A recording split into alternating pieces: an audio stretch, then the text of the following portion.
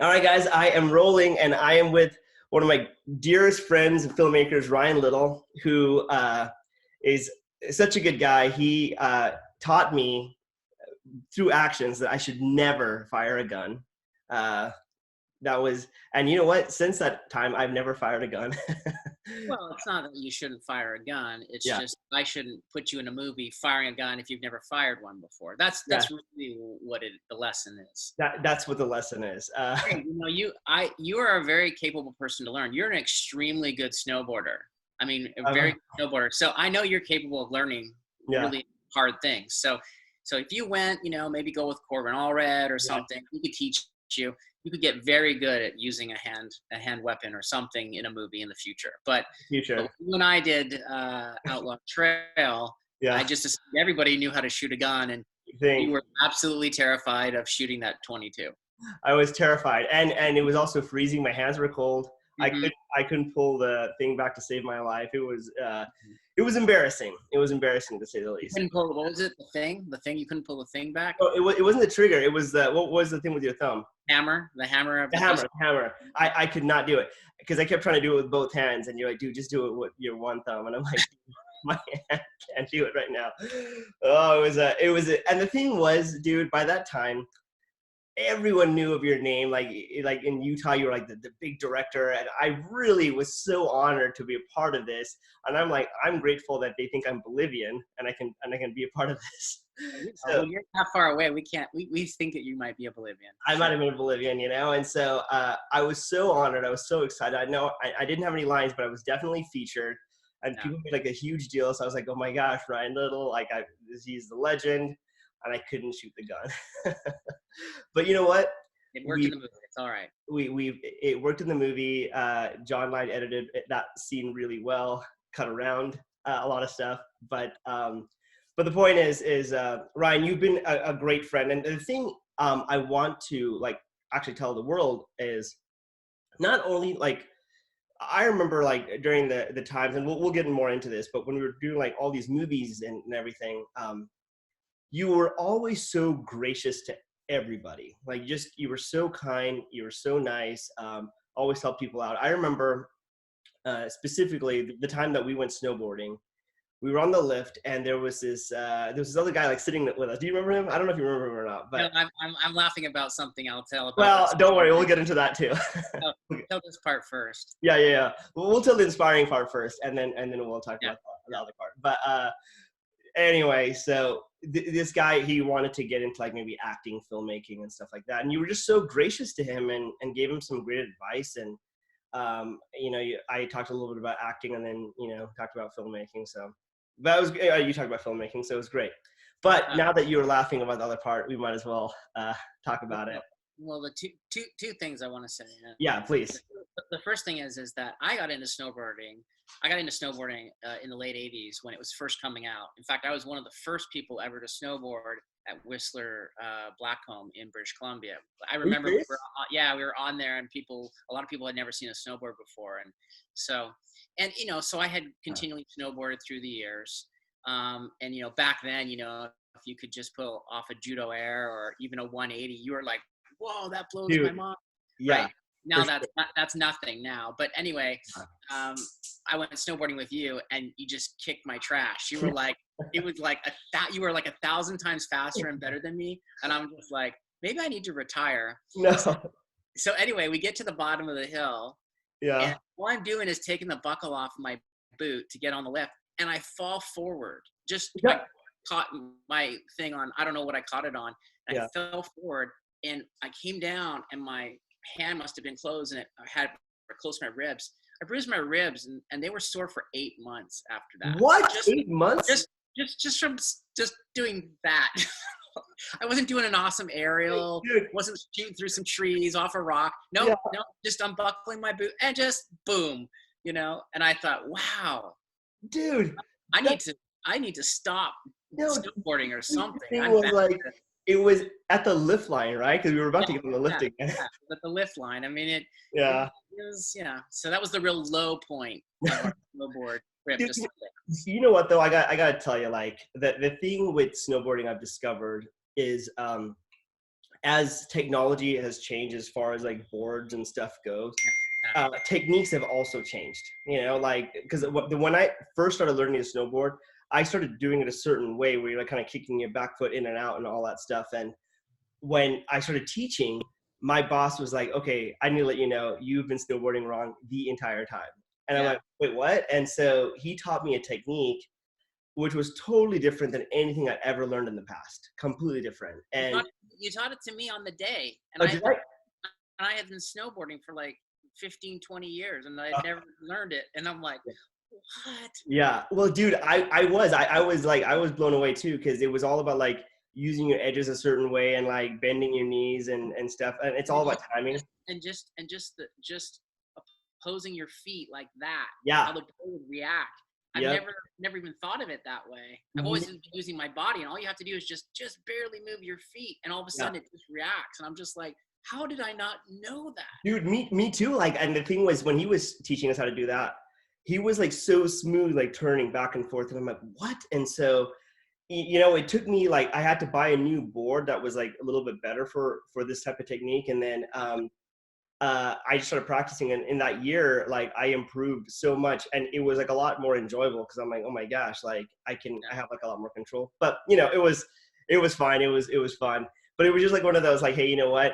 I'm terrible at firing a gun, and you know, we just have to own our weaknesses, I suppose. Yeah, it just came all the way around. I made fun of you for not shooting a gun, and then you didn't actually make fun of me, but you know, then the whole thing came around, and I hurt myself by just standing at the lift line. So Dude, you know what? It's great. I didn't know that you were suffering for 8 months, so that's terrible, man. I'm sorry. I'm yeah, sorry. that's what happens is you get older and older. Every time you Yeah. injure yourself, it takes quadruple the amount of time to get better. So when you're a kid and you scratch your knee or something, Yeah. it like heals like in a week. But when you get into your 30s and your 40s, all of a Yeah. sudden you're like, I did this like 2 months ago. Why is it still here? Yeah. So, yeah. Dude, I know. Don't get old. That's what I'm telling you, Charon. Don't get old. I'm trying not to. I'm staying You young have in my gray heart, hair but than I do, dude. dude, you know what? I gotta tell you something. I've been dyeing my hair for a long time. I know that. Yeah, I've been dyeing since like probably my 20s or so. Oh, And really? Oh, yeah, and it got so like it got to a point just because it was like, you know, acting, my face still looks kind of young, and so I would still play like younger roles, and so every time I'd get a haircut, I would just dye my hair, and it was just like one of those things. yeah. So like I was dating a girl, and when I was getting a haircut, she saw that I had gray hair. She's like, "Wait, what? How long has that been a thing?" And I'm like, I have no idea. I mean, I just dye it." She's like, "Wait, don't dye it. Like, just see what happens." And so I let it go, and yeah, I kind of like this. I mean, it's a new look, and I figured, you know, I'm not quite 40 yet. I'm almost 40, so I figure you might as well just own the hair. So Might as well just own it. Just be you. I Less, gotta be me, man. That's the thing. So, yeah. dude, let's talk a little bit about filmmaking because Sure. I remember when I was going through BYU and getting into acting and all that stuff. I just heard so much about your work, and well, specifically, the first project I heard about was Saints and Soldiers, and I watched it, and it was cool because Corbin's a good friend of mine, and I watched it, and I was just so blown away. I'm like, no way! I cannot believe a filmmaker that's like a local filmmaker made a movie like that. And talking to Adam, he was saying that that film was in the theater for like 8 months or something like that. Yeah, Or it was that we hadn't transitioned over to really digital filmmaking yet. right, yeah, At least digital filmmaking that looked really worth putting on a big screen. yeah, The amount of films that were coming out was nothing like it is today. And yeah, so even though there was a lot of films in the theaters, we had a good run. And then, but you have to realize that part of that is that it wasn't like we stayed in one theater for 8 months. yeah, We had only had so many prints of the film, so it was moving around a little bit. You know what I mean? yeah. So it had longevity in the theaters, yes, but not. I might be wrong, but I don't believe it was ever in one theater for 8 months. I mean, we really haven't seen Yeah. that kind of running time or length of run in a theater since probably back in the 70s when we had like Star Wars and Jaws and Raiders of the Lost Ark, where movies like that, when there was even less movies, would stay in theaters for a long time because we didn't even have VHS back then. You didn't have a way to watch movies at home or stream movies. So you'd go to the theaters. Yeah. So anyway, But yes, we did. We were in theaters for a long time in different places and kind of touring it out. And yeah, people really loved it. I had no idea that people were going to like it. No idea. Dude, I was blown away, man. And I mean, my dad's like a huge World War I, World War II buff. Like he loves movies like that. So when he watched it, like he was so impressed, which is saying a lot because I don't think he's been impressed with anything I've done acting wise. So it was awesome for him to to see that. It was great. How did your father feel about you shooting the gun in Outlaw Trail? You know what? Turn the TV off. What did he do? He was just like at that point, I think he stopped speaking to me. So, Yeah, which you is were in timeout for a little bit, he's right? like, you know what? At that point, he strongly urged me to become a doctor. I never took the advice, but what do you do? Yeah, But let's talk a little bit before Saints and Soldiers. How yeah. did you get into filmmaking to begin with? Because you're from Canada. Did you do filmmaking? Vancouver. Look at my Vancouver hat. Vancouver. There it is. Want to listen to an awesome podcast? My friend Colby just gave this to me. Ventropolis. Fantastic. Awesome podcast all about the Vancouver film industry. So I'm just plugging that. Yeah. But I got into filmmaking, and I'll just touch on a few things. I grew up in a family of photographers, so I always was interested in photography. We had a camera store. My dad and my mom and I lived in Hawaii, Maui, for a little while when I was a little kid, and they did tourism photography. And my grandfather was a Life magazine editor in New York, and so I was around that creative pool of people. And being all photographers, I wanted to be a photographer. And even my dad would shoot Super 8 movies all the time and stuff when I was a kid, of random trips we'd go on. So I was around that and was comfortable with that. I saw Raiders Lost Ark and said, I don't know what that job is, but I want to do that job. Yeah. That's a big one for me. Yeah. And then in high school, while I was taking photography class and developing film and all that, and working on the annual and all that, the yearbook, I took a video class. And back then, I think the format was High 8, I think is what the format we were using. And we just shot some cool little videos. And while we were shooting these cool little videos, I thought, this is more interesting than still images. And so I decided to take some local film classes and stuff, a Super 8 film class. And I just said, yeah, I like the idea of taking little pieces of information, these individual shots, putting them together and creating a new reality that never really actually existed. Not in that way, at least. Yeah. Fascinated with the idea of shooting for 6 hours, all these things, then making a 30-second commercial and making it look linear when in actuality it took much longer and different locations. And I just thought that whole process was really unique. So that's kind of where it starts. Yeah.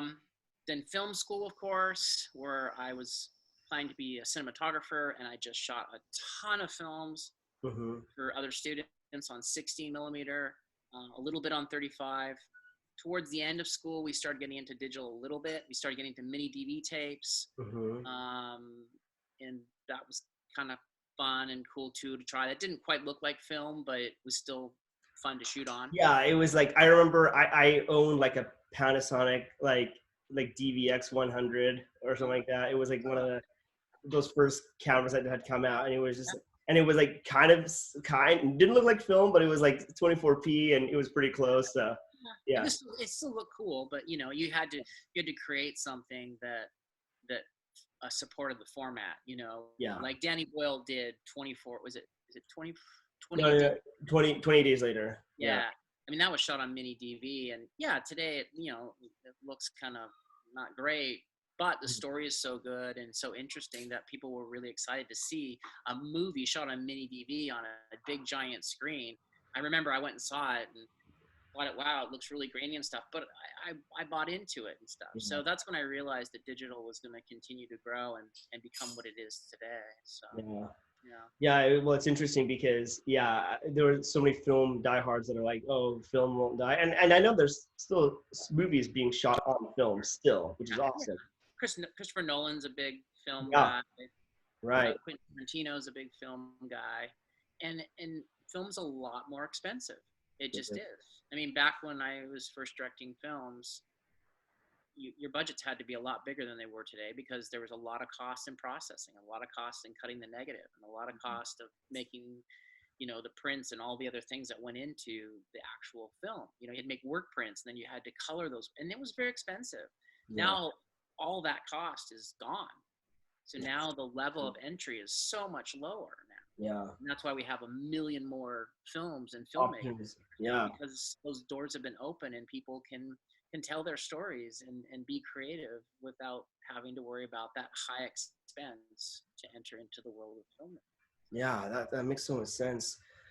So let's talk about Saints and Soldiers. Like, how did that movie come to be? Because yeah, it was such an incredible film. It's still, and what I loved about it is I can watch it today, years later, and I would still find it so enjoyable. Like, it was such a great character piece, and yeah, it was awesome. So I would love to be honest with you, I'd love to do a rescan of the negative and do a recoloration of it, because I think I could make it look a little better than okay, cool. the color correction tools we had at the time.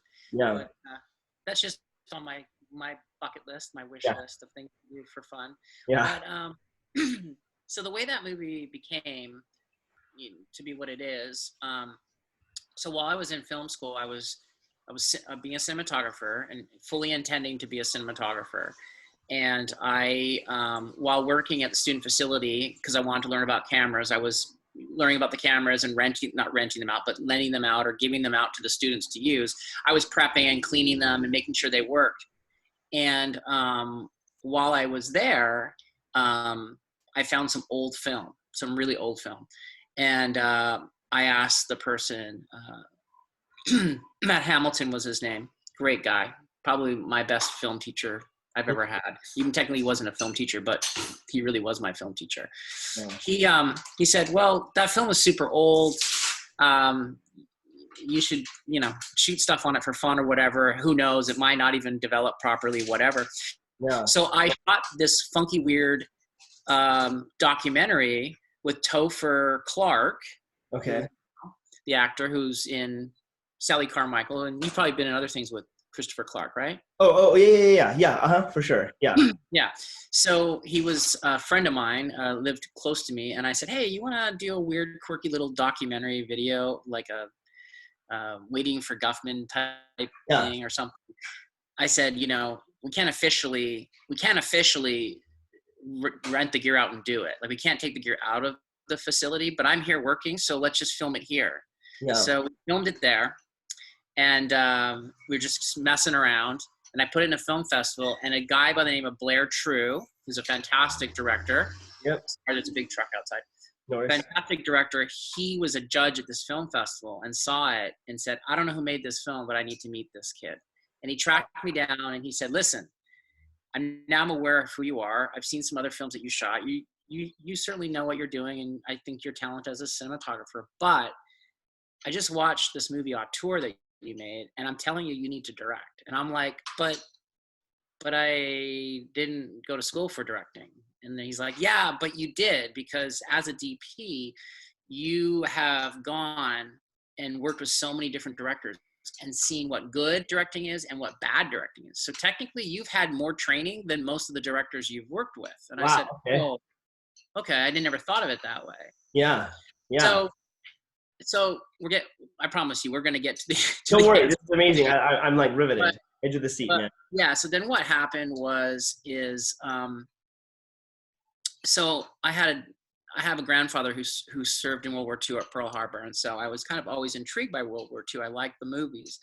And I had an idea for a short film. And then I wanted to do it before I finished film school. So, but I realized that I would have to pay to make this film. And we were shooting on film. So it was going to be, expensive. $5,000, $8,000, whatever it was going to cost to make this film. Yeah. And I thought to myself, well, if I'm going to spend that money, my money, on doing that, I don't want to just be the DP and let somebody else direct. Yeah. This is a World War II short. So, and it was called The Last Good War, because that's what World War II is referred to as, the last good war, or at least it was referred to in the past as that. So I had this idea. I worked with another student. We developed the script, and then I shot and directed that short film. And what was cool about it is I got a bunch of grant money for it. So out of my own pocket, I think it cost me like $1,000 of my own Oh, money. okay, that's awesome. Yeah. Got grant money for everything else. All the students helped me that I had helped on their projects, came and helped me for free. And I made this short film. That short film, then I got a student Emmy, Best Dramatic Short Film from the Motion Pictures Academy. I can't remember how to say it anymore. But anyway, student Emmy. And then I also won, sorry, there is like a giant truck outside my house. No, it's perfect. Don't worry. This is all anyway, amazing. Yeah. And then I also received the Jimmy Stewart Crystal Heart Memorial Award that I received from his daughter at the Heartland Film Festival, which I can't remember what the prize money was, but it was like $5,000 or something. I can't remember. Mm-hmm. So basically, my short film made me money. That's crazy, dude. And won really good awards. Yeah. Yeah. So, okay. So then the last step of this process was then I had this short film leaving film school. I had this as my showpiece, had some good accolades and reviews and rewards for this little short film. And I was working as a PA on some film. Mm. And Adam Abel, who's my business partner in Go Films, was also a PA on that show. Okay. And we had a conversation at some point. He maybe has better memory than I do. And I told him that I wanted to direct a feature. And he said, hey, I want to produce. That's what I want to do. And I said, okay. And I said, well, I have an idea. I want to do a World War II movie. And I have this short piece that we can show people. Yeah. And he's like, hey, I know some really rich people. So let's show them your short film and see if we can persuade them to help us. So we met with these people that were good friends of Adam's. We showed them my short film and we told them the story idea. And we talked about how we would make the film and all these different things. And they gave us the money. They basically gave us just under $1 million to go make our first film. Wow. Now, there were some hoops and things we had to jump through. I'm not saying they just, right on the spot wrote us a check and we went out the door. It took a little while to get everything organized, but, they pretty much said yes fairly early on. And so that's not the norm, by the way. That's not the norm of how it works. Sure. Usually when you try to raise money, as you know, it could take weeks, months, even years, depending on how much money you need and the story you're trying to tell. So, yeah, so that's basically what we did. And we went off and made Saints and Soldiers. And I don't know if Adam told this story when you talked to him, I'm assuming about it as well, is I had done some film festivals with short films. Mm-hmm.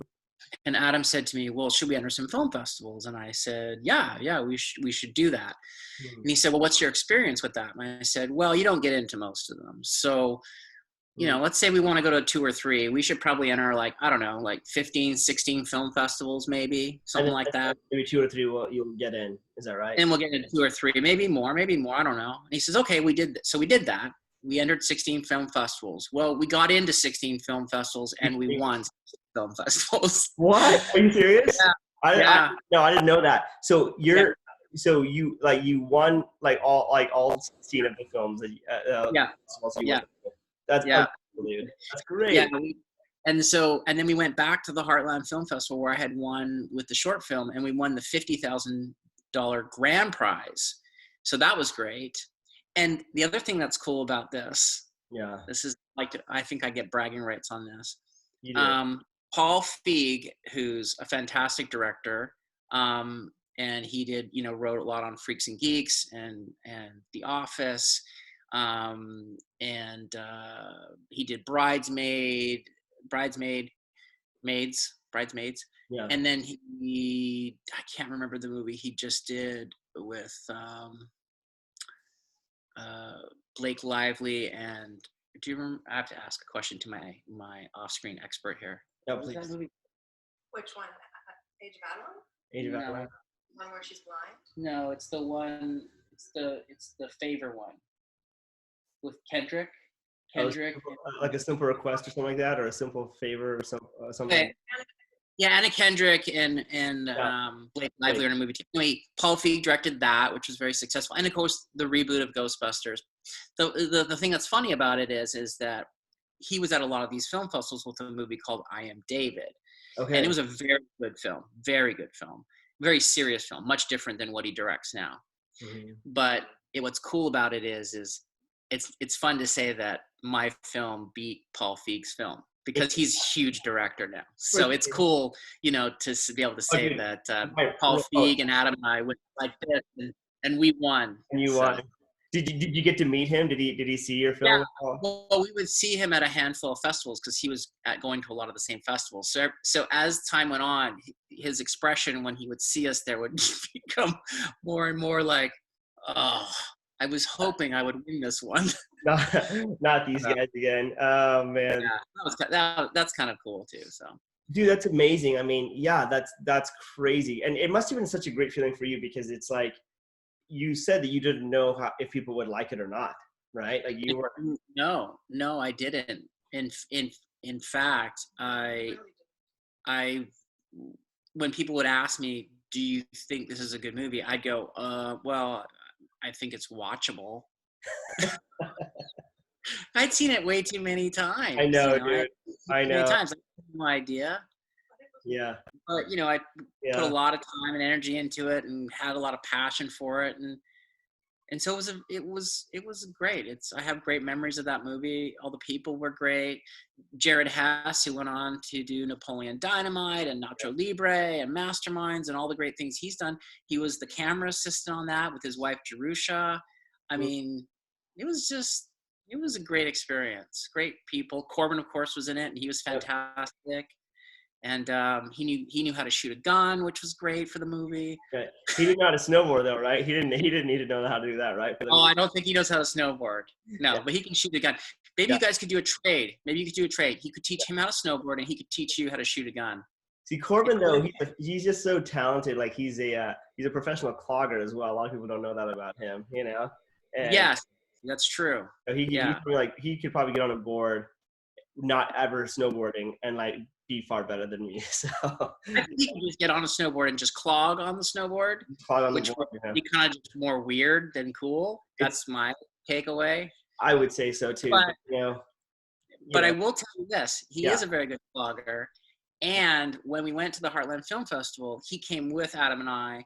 Yeah. And when we won the $50,000 grand prize, Yeah. he exploded into clogging.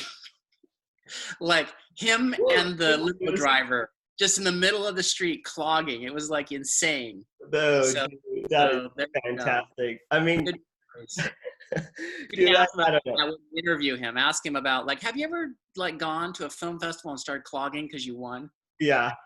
Oh my gosh, that's fantastic. Well, I'm interviewing him hopefully tomorrow, so I'll ask him about that.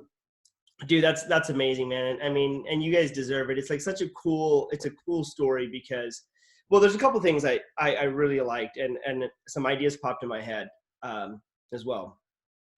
You were saying like it was such you said it was watchable, but you loved the idea, you loved the story, you pour like Sure.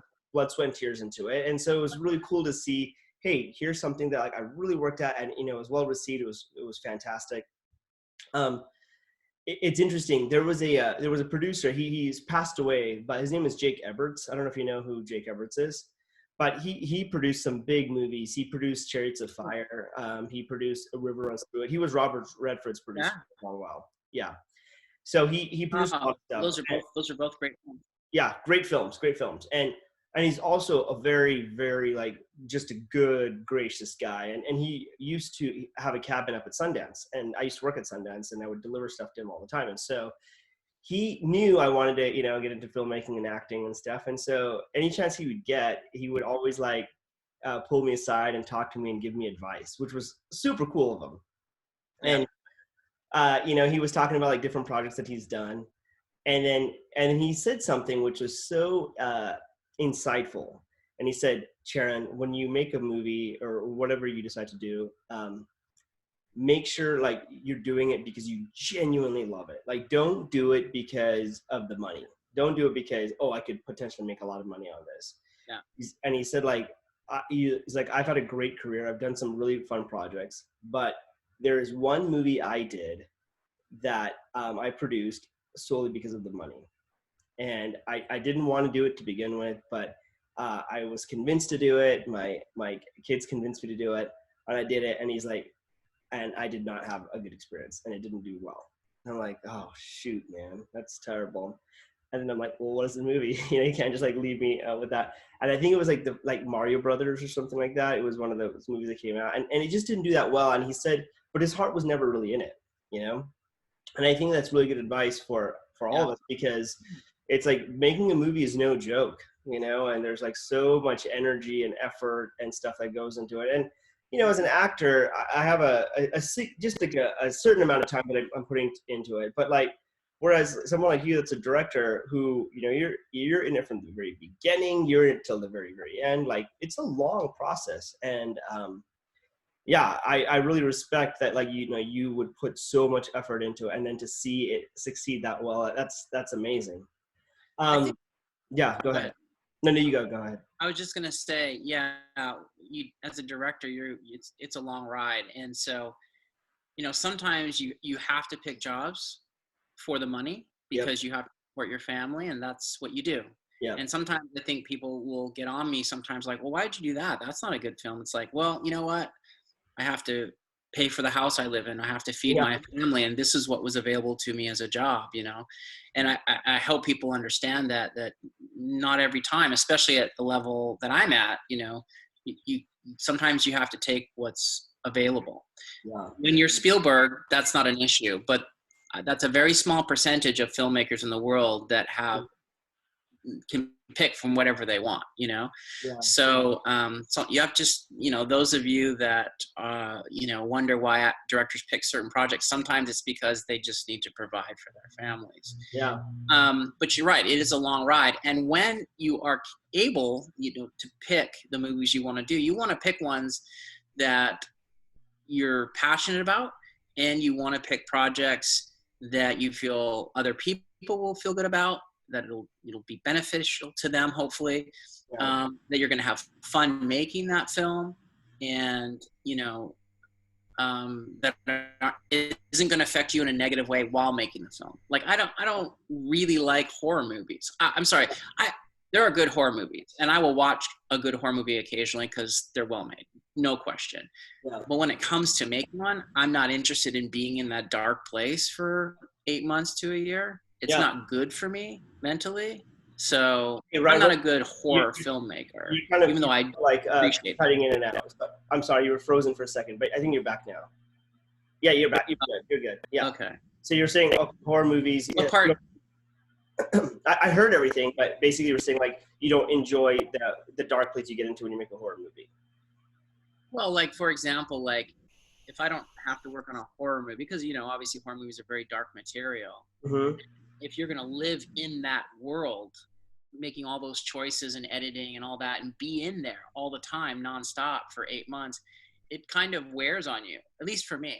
So I'm not a good horror filmmaker, even though there are great horror movies that I enjoy.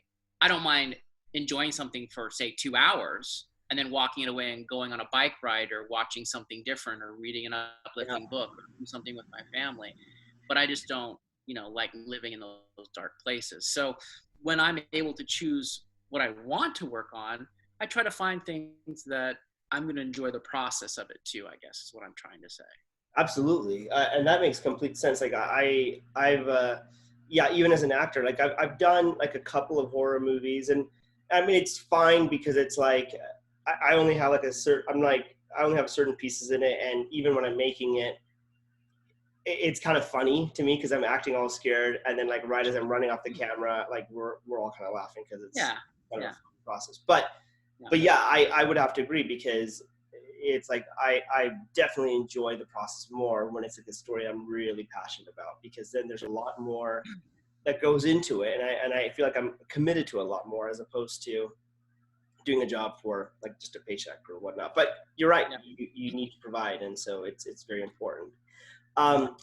So speaking of projects that you've done that, like, I guess you're passionate about, one of the things, like, I mean, of course I had the experience with you doing Outlaw Trail, but Forever Strong, let's talk about that film for a second, because I thought that was just a beautiful movie. It looked great. I believe TC shot that, and TC Christensen shot that. He was TC Christensen also shot one that. of my big mentors. Yeah, I worked for him as a camera assistant off and on before I decided to become a director, and so Yeah. I've always enjoyed working with him.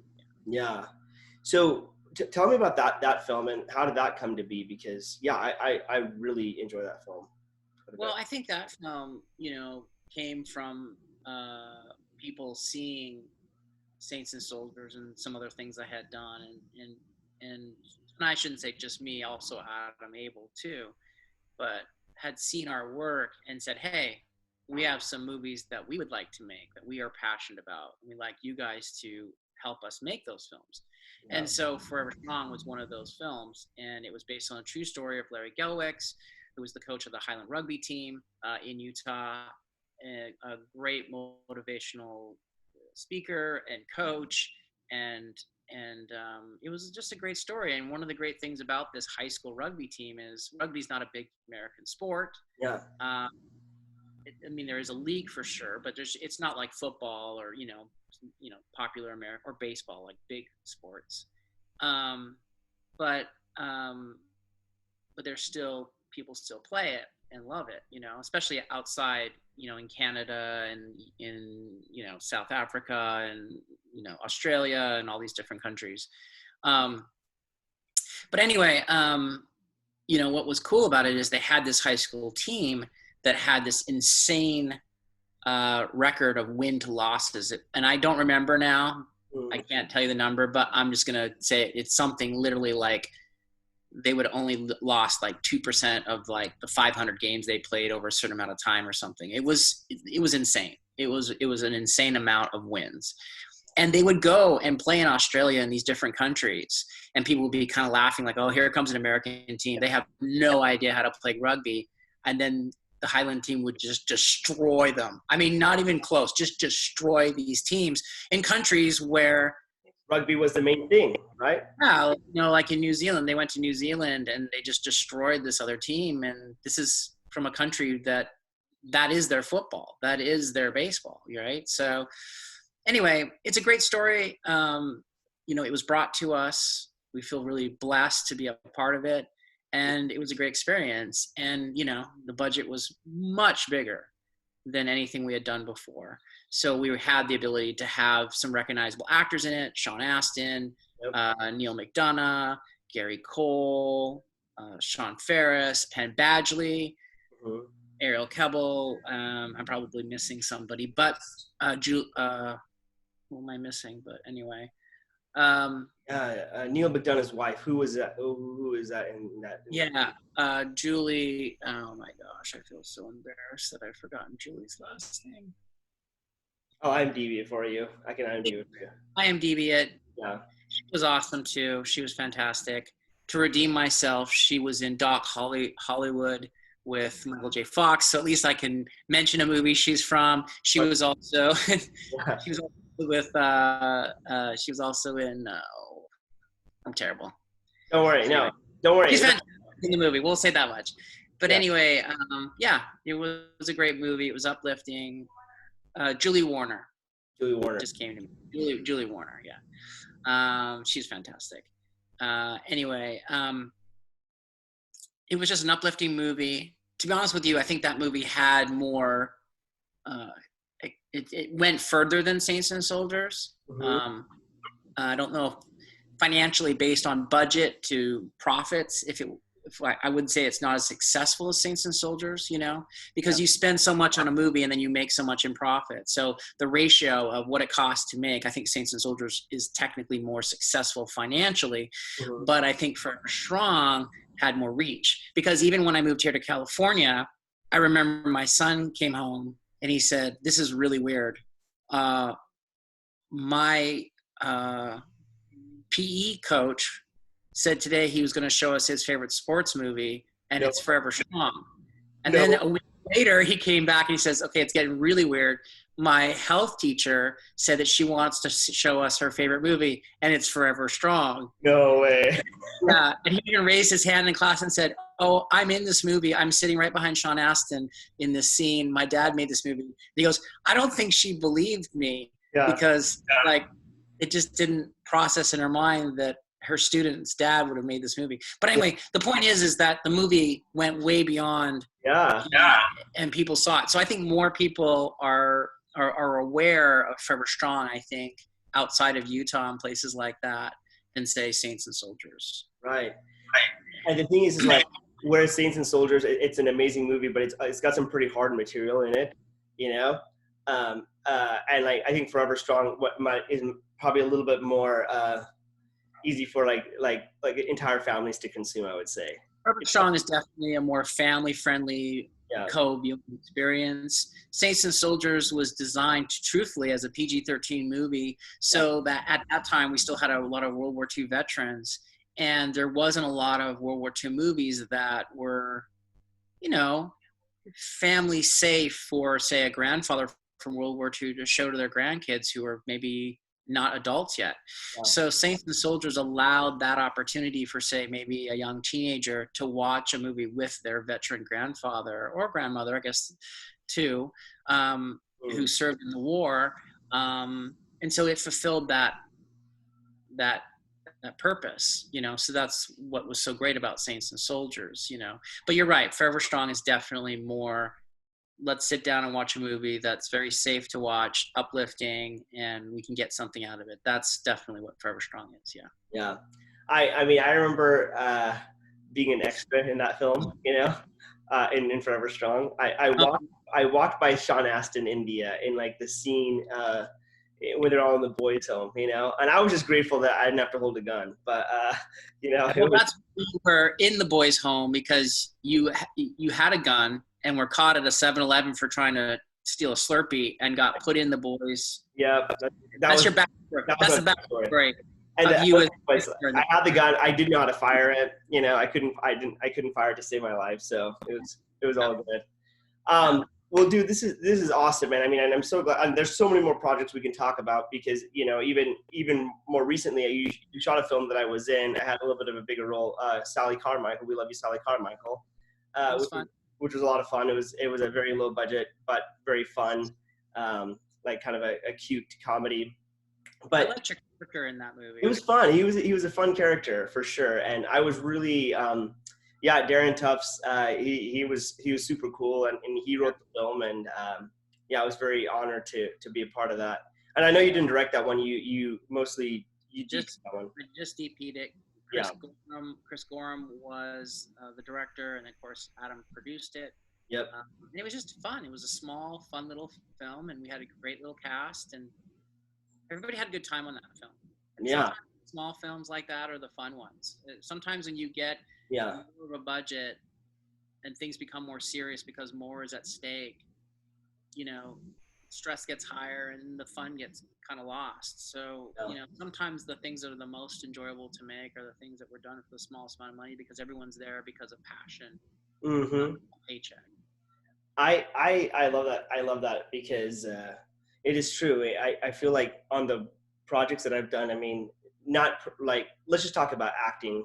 Well, I guess acting, it doesn't really matter because it's like whether you're on a big project or a small project, when they say action, you're kind of in the moment, you're doing your thing. But yeah, I definitely have seen that where if it's like a big thing and then you have to answer to a lot of different people and everything, it becomes a lot more stressful, and like the essence of why you wanted to get into filmmaking to begin with almost in a weird way kind of gets lost because now you have all these different people telling you different things of how it needs to be and what needs to happen. So. Yeah, this is when you hear these conversations at a much higher level where they talk about creative control or creative differences and stuff, and they're like, oh, this director was attached, now they're not because of creative differences or whatever. That's because there's so many people putting their hands, you know, putting their creative stamp on it that it's just like, guys, you all want these little things, and because you're in charge of the money or whatever, you're allowed to force me to do all this. But what we've created here is not a good movie. There's too many voices here. Yeah. And so that's why, you know, directors get really excited when they're at that level and they get to have final cut, because you guys can say whatever you want. I'll take your notes, but I get to make the movie that I believe as the artist that I am and putting it out there. It would be like if someone commissioned you to do a painting and you're a painter. And while you're there, somebody was paying for the painting would be like, yeah, well, I want a house right here with a windmill on it, you know, or something. Like, well, why? It's Yeah. like, I just like them. Like, all of a sudden this painting looks nothing like the person who was Yeah. commissioned to paint it. It's like not their painting anymore. And so I understand that more now. I didn't understand that at first. I thought, what's the big deal about Final Cut? Why do you have to have that? Or what's that about? But I understand it now, because as you get in bigger budgets, more people get involved. Yes. And so the reverse of that is, if you get to do a small film, people let you have more control, Yeah. or more collaborative or whatever. And it's more enjoyable in some ways. And so sometimes smaller films, if you don't need to worry about a paycheck, are the ones that are more memorable and more fulfilling. I like that. I like that idea, that concept a lot, because one of the things I'm trying to do right now, I'm producing a film. I'm putting together a film, and it's Produced a few films now, actually, right? I have, yeah. I've done a couple of different things, and some TV shows as well. You know, I mean, I've done more. I think I've produced more like TV pilots recently than films, but I would have to agree. Like one of the ones that I just produced that we're hoping to get to, I don't know, like get like a pitch meeting or whatnot. It was so fun to make. It was such a memorable experience, and everyone just threw down. Like everyone just did it for free, and so now we're not having the pressure of like investors coming in or different people coming in. It's like me and a couple other people are like the ones in charge, and we kind of go at a leisurely pace, and we're at a calm pace, and we're like, okay, well, let's find the thing that's right, you know. Yeah. And I recently even put it up on Facebook, just because we felt like during this time of uncertainty, when we're all kind of like under lockdown, Yeah. might as well like promote some goodness in the world. And so we did, and I think it's got a little over 6,000 views. People really have enjoyed it, so That's good. that'd be nice. I mean, we haven't like publicly pushed it out. It's just been put on Facebook, but yeah, people seem to enjoy it, so it's been fun. That's good. It's Yeah. nice to see what people think about your work, you know. And Yeah, no. And it helps you to know, like, if you're making content that people can relate to or not. Yeah, that's absolutely it. So I guess kind of like in our final stage of this conversation, I want to talk a little bit about like, well, what you're doing right now, like what's your career holding for you right now, as well as what are some things that you're doing right now to have joy and find purpose during this time of uncertainty. So yeah, let's talk about career and the latter question. Yeah, so right now, obviously, we're in quarantine. So the nice thing is, technology, as good as it is, like what we're doing here on Zoom and having, you know, the internet and everything, we can still be developing ideas and having meetings and things like that. We just can't be physically shooting things, really. So, you know, Adam and I were very lucky to be shooting a film in Hawaii right before the quarantine. So right now we're editing. So that's cool. plenty busy, and we can do that remotely. It's not ideal, but it definitely can be done this way. And then we've been pitching ideas and putting things into development that we're hoping will come together, and hopefully as soon as the quarantine's lifted, we can be shooting some of those. We've been asked to shoot some documentaries, some more commercials, things like that, but of course all that is just waiting for us to be in a place where it's safe to shoot again. Wow. So there's things coming up for us to do. You know, I would love to direct another movie. Yeah, it's been a while since that, because we did this TV series called Extinct, which basically consumed about 2 years of my life, and so, you know, that's kind of stopped me from focusing on doing features, but I'm hoping to get an opportunity to direct a feature this year, hopefully. Awesome. So it's hard to be specific, because I can't say that there's a specific project that I can tell you about that's been greenlit, and the minute we're out of quarantine, it's going to shoot, because there still needs to be some meetings done before that will really be greenlit, you know? And then in respect to like just finding purpose and joy, I feel like a good reminder for myself is that I feel like it's a balance of three things in life. And I try to remind myself of this, and I don't always remember it, and I maybe don't always do it to the best of my abilities. But I think that it's a combination of being physically healthy, mentally, and spiritually healthy, those three. And physically, just getting out and walking, or maybe eating better, or sleeping the appropriate amount of time, or just doing things that you know are good for your body, right? getting out, getting in the sunshine every once in a while, or exercising, whatever that is for you. Yeah. There's that, because you can't function if you don't physically feel good. Yeah. So doing yoga or stretching, whatever it is for you, or going bike riding. My wife and I go bike riding every day, and that's a great physical thing to just help, Yeah. Mental things like learning something. Like right now I'm taking a color correction class. Maybe I'm watching some master classes. That's good. That helps you you're always learning. I think that's important. And that when you know that when you're learning, you're feeling better about yourself because you're knowing you're being proactive and you're growing, you're expanding. Yeah. Yeah, right. And then the third thing is spiritual. And spiritual does not have to be religious. Spiritual can be, meditating or prayer or, whatever that is for you if you're religious of any faith.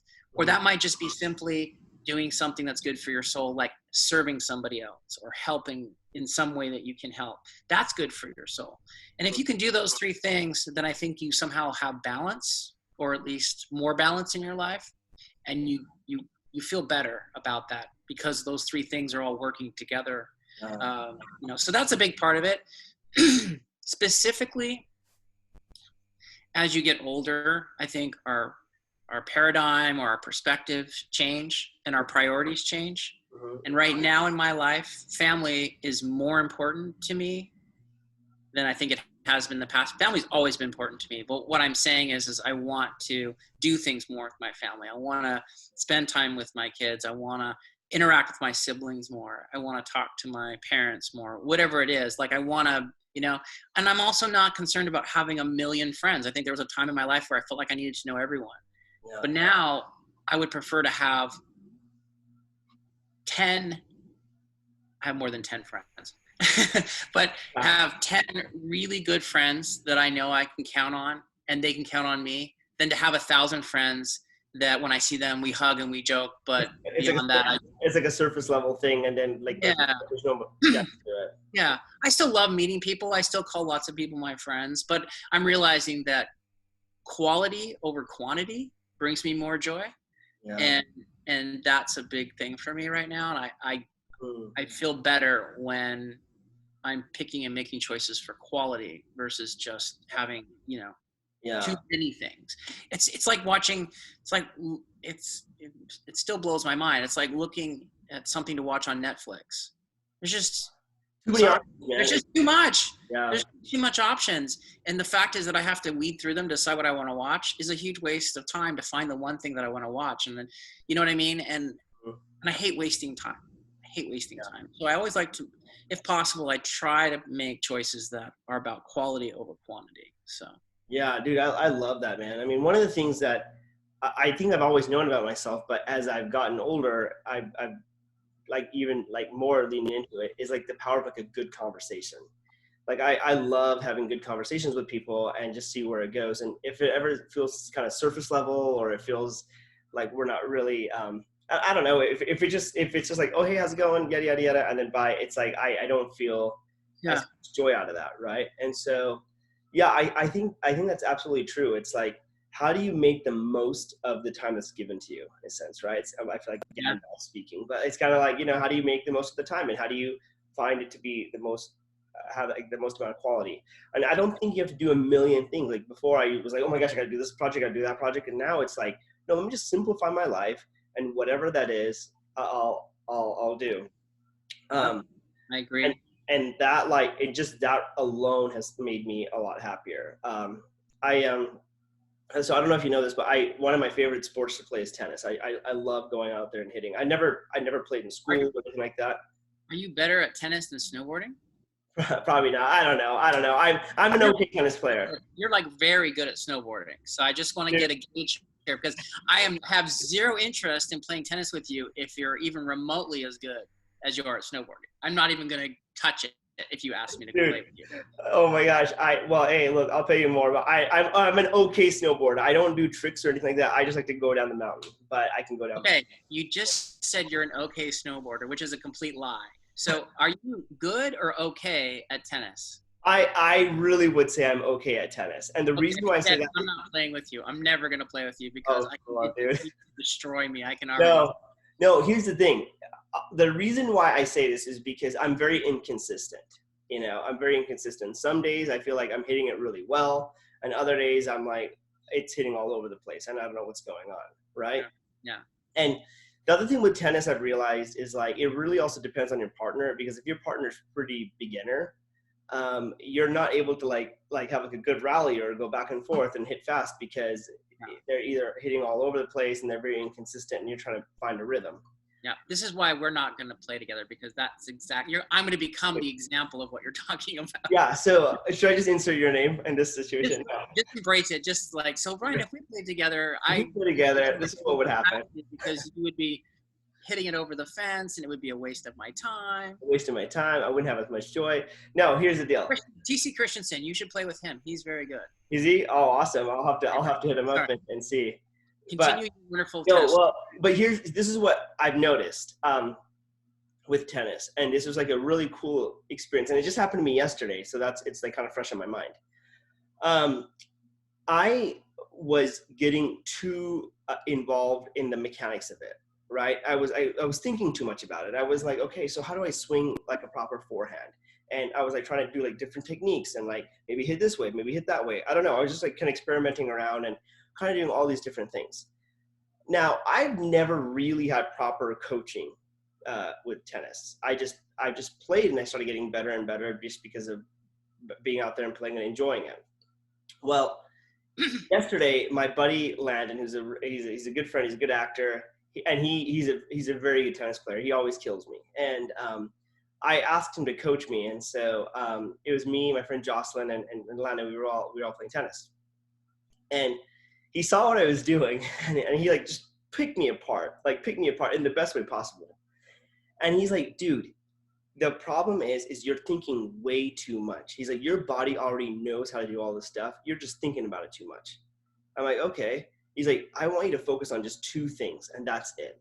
He's like, just watch the ball. Just watch the ball hit the racket. Like watch it the whole time. Like even when you're swinging the racket, watch the ball hit it and then go over. And then the next thing is get into position.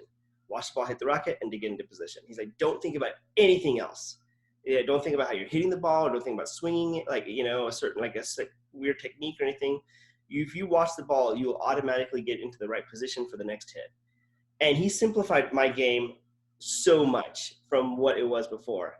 And you know what? The last little bit, like I really felt really good at tennis. Like I was hitting it consistently. It felt good. And I couldn't believe how just a simple tweak of that made it so much better. And I think like that's like a thing with life, right? Like if we're overthinking things, or if there's too many options and we're like, oh shit, do this, should I do that? We end up like not getting anything done. And the time that we have is not very, is not full of quality, right? Yeah. Whereas if you can say, okay, you know what? These are the things that matter to me. I'm identifying it, and I'm going to full force, like put my energy into that. You'll find that there's a lot more joy. And so right now in your phase of life, you mentioned, hey, I'm really loving spending time with my family, and you're doing that, and you're doing those three things, right? Physical, mental, spiritual. I think those things are awesome, man. And like, that's a really good way to focus and to live and to find more joy. So yeah. I think also based off of what you were just saying, you also have to decide what things you can just let go and not worry about. Yep. And what things really matter to you. I learned this lesson when I had this Volkswagen Bug when I was a kid. It was my mom's Volkswagen Bug, and it died. It just died. And I said to her, hey, if I can fix it, can I have it? And she laughed and said, well, you don't know how to change oil. How are you going to fix the transmission? And it's like $1,000 to fix it. And I'm like, just let me try. Yeah. Found this awesome book, did it all by myself. It cost me $200. I fixed it. She gave me the car because I fixed it. No way. Yeah, it was awesome. But the thing about the car was... Did it transform into Bumblebee? Because that's what happened in that movie. It never did. But it looked like Bumblebee, but red. But yes. But... Yeah. Sorry. Yeah. No. But now I'm gonna remember it as the ugly stepchild to Bumblebee. Okay, good. But yeah. But what was funky about the car was that it had 5 things wrong with it. Okay, the rear view mirror fell off. The glove box door wouldn't close. The heating didn't work. One of the taillights didn't work, right? So I thought I need to fix these things. So I fixed those 5 things, but then all of a sudden 5 new things. Interesting. Right? And so I'd fix those 5 things, and then 5 other things would break. And so I felt like this car is cursed. There's some weird thing going on here where it has to have 5 problems. Yeah. And so I just figured out the 5 things I could deal with, the 5 things that I could just let be, and then all the other things that were important worked. And the takeaway from that for me was that everything in our lives can't be perfect. Yeah. But if we focus on the things that are important and make those things perfect, then the little things we don't need to worry about. We can accept, this is a flaw that I have, or this is a thing that I don't have time to do, but it's not the most important thing. It's something that I can deal with as, being something I wish I could do better or change or whatever. But the time spent to fix that is going to neglect the time I spend over here. Yeah. And so, you have to figure out what 5 things in your life you're willing to let just go so that you can spend that energy and time on the things that really bring you joy. Yeah, dude, I love that, man. This is a great way to end too, because even thinking about this recently, I realized that so much of my life I became very introspective during quarantine. I realized so much of my life I was not living authentically in terms of even projects. Like a lot of times I was getting involved in film projects because I was told to, I should do this, or this is an expectation or whatnot. And this wasn't because I wanted to make extra money either. It was just like, oh yeah, this is just what I'm supposed to be doing. And I realized in hindsight, like, wow, I didn't really have that much joy going in to begin with, right? And I was focusing on the wrong things. And so I think you're right, dude. Like, it's like, hey, focus on the most important stuff, and then let the other things go that isn't as important, and you will end up finding that you have more purpose and more joy. So yeah, it's awesome, man.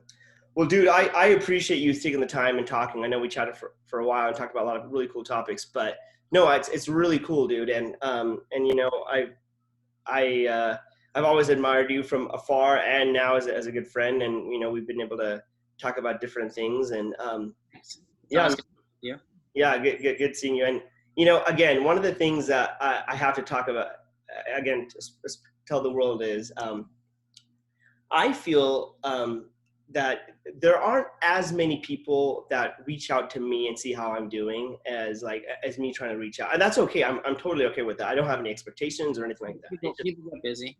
People are busy. I get it. But I remember I was driving to a project, to do a project, and you called me once. It was last year, I believe. You called me, and just to check up on me. It was the coolest thing, I was like so surprised and taken back by it. But I remember you were like, dude, I haven't seen you on social media. I was just wondering if you're okay and what's going on in your life. And it was just like a really cool, kind act. And I really appreciated that because, it's, people are busy, and, you get caught up. So I really appreciate that. And, yeah, thanks, man. You're awesome. And, thanks for taking the time and, jumping on this call. Okay. Yeah. Well, hey, so my wife handed me this prop that I need to show you. Please. Since we're talking about joy, this is a heart that she gave me that says joy on it. Okay. That without the, there it is. Yeah, there it is. Yeah. Not only did my wife give me this as a nice gift, but it's also my mom's name. My mom, who passed away from Parkinson's 4 years ago now. 2 years ago. Only 2 years ago? Okay. I thought it was coming up on 3. Anyway, her name was Joy. So okay. That's kind of cool too, that my mom's name was Joy. So anyway. So you gotta just gonna stay in the lane here. You gotta stay in the lane, man. You gotta stay in the lane. It's coming back full circle. So yeah. That's awesome. That sounds like your cookies are done. Yeah, cookies are done. They've been in the oven for a while, so they're hurt now. Yeah, they're good. Awesome, dude. Well, thank you so much, man. I really appreciate taking the time, and can't wait to work with you again. I did an awesome commercial with you earlier this year. That's right. We did. Is it airing there now? It's airing, and in fact, on Adam's interview, we made sure we aired it on the thing. So the world is seeing it now, dude. The world is seeing it. Hey, you did a good job. Oh, thanks, man. That was a lot of fun. So Awesome, dude. Well, thanks again for chatting, and good luck. Stay safe, and we'll talk to you soon. Okay? Talk to you soon. Thanks for inviting me. Yeah. Thanks, man. Take care.